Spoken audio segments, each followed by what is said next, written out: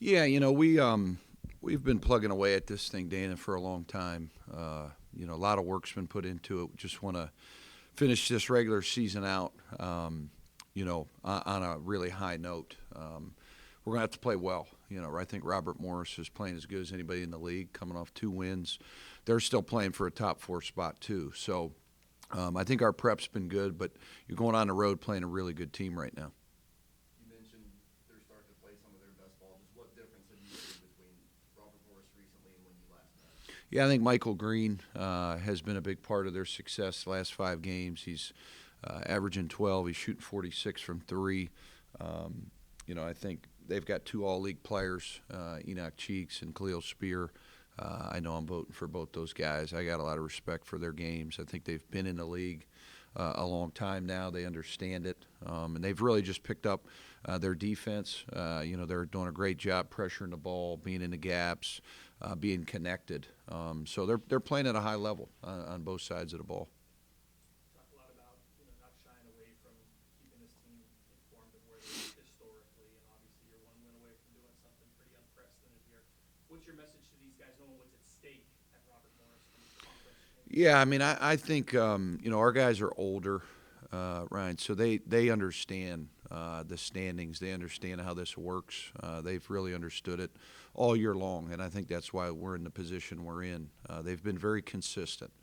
We've had a couple slip ups here and there. There's no doubt about it, but for the most part, this team has been very, very consistent.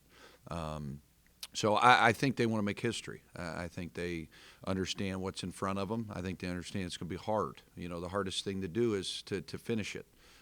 So we got to play really good defense.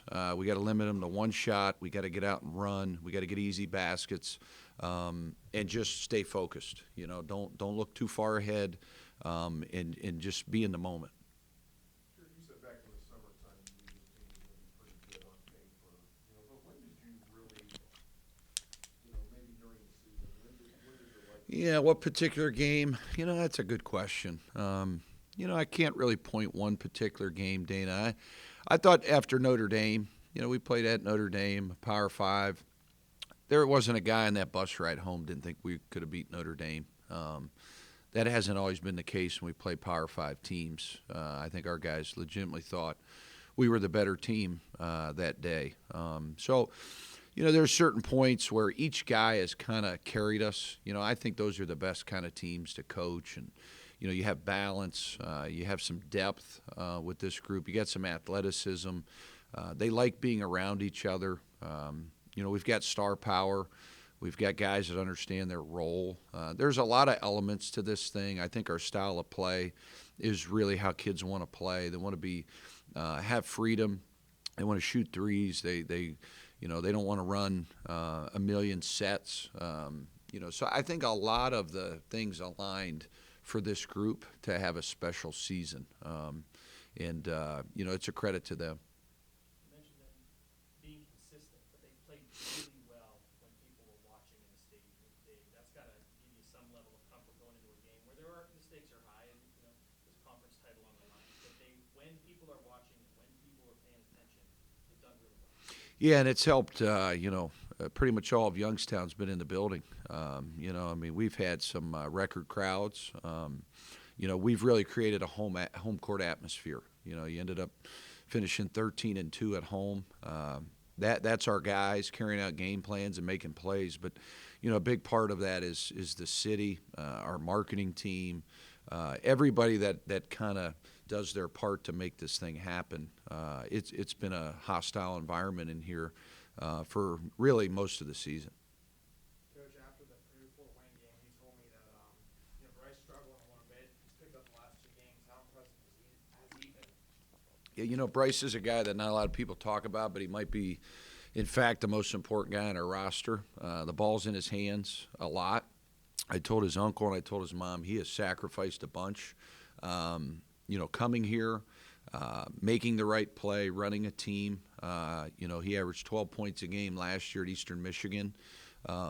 I think he's the ultimate floor general. And when he can score the ball and get the ball to these guys where it needs to go, he's a big, big key to our success. When games are this important down the stretch, which is not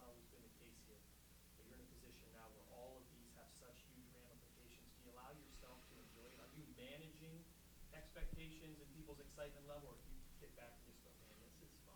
Yeah, I've been a part of a couple of these things, obviously not here. I get more enjoyment as you get older. I think all you guys will agree with this. You get more enjoyment out of seeing others happy. I get a lot of enjoyment out of, my coaches getting head jobs. I'm pretty fortunate. I got a lot of guys out there right now. I got a former assistant NBA head coach, just got named that. I got players playing all over the world. I got players, doing really good in the business world. So I get enjoyment out of our players, seeing them smile, seeing the families here at senior day, and then our fan base, getting 200 text messages, after a game, and people that haven't been in this building in quite some time getting excited about it.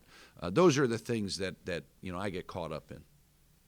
Coach, that fan base, we're only an hour away from Robert Morris. What's your message to them to come out tomorrow and support them? Well, I think there'll be a bunch of them. I know when we came out for Cleveland State and we looked up behind our bench, it was pretty neat. I've said when I got here all along, the best fan bases not only pack the environment at home, but they travel. I'm biased, but I think one of the best fan bases in college is West Virginia. I was part of that for 5 years, and whether we were in the Dome or whether in Philadelphia or wherever we were at, we'd always come out to Let's Go Mountaineer chant. They took over buildings. We took over the Dome in 2010. We drowned out those Kentucky fans. So I think the same thing can be done here at Youngstown. I think there's been a huge commitment by our fans to travel, to spend the money. We understand, it's you got to spend your own money to do that, to buy the ticket, to travel. So we appreciate that. And I think a lot of people have jumped on board because I think they know how good this team is.